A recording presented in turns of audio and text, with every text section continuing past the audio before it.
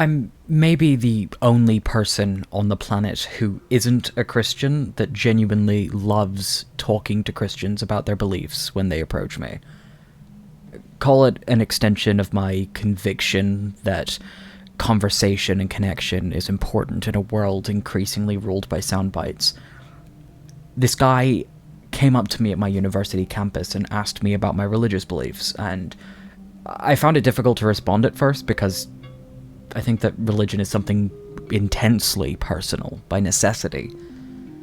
In the Cogito, Descartes lays out an argument for how we can know that the world around us exists, and he uses God as the linchpin of his argument.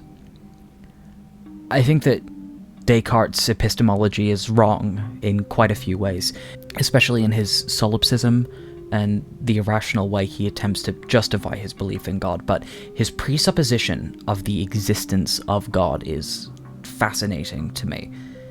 This is Descartes at his most abstract, attempting to prove that reality exists from base principles, and he uses God as the intermediary step from the cogito to the world around him.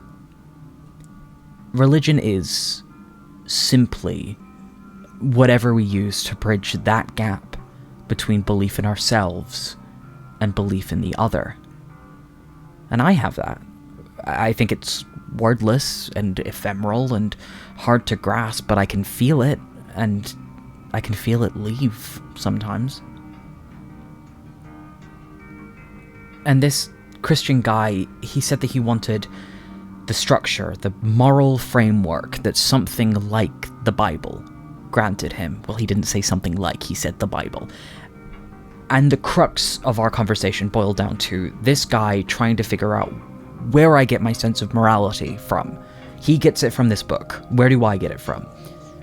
And I have a few answers to this. I'm a utilitarian because I believe that others are like me, and I know I like to be without suffering. And I'm a materialist. I believe in finding complex, emergent truths from dialectics. But he pushed on this point. If it's all relative, what's to stop anybody from rationalizing their way into any moral position?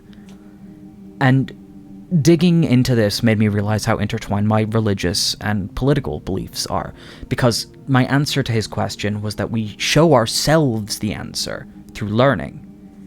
We were standing right beside the Pediatric Development Studies building, full of people putting years of dedicated postgraduate effort into their passion of helping understand children so we can do right by them. The psychology building was full of people trying to understand how our brains work. The arts building were full of people trying to understand narrative and meaning. And the law building was full of people documenting and enshrining what we collectively decide to be just. And I find that idea kind of beautiful.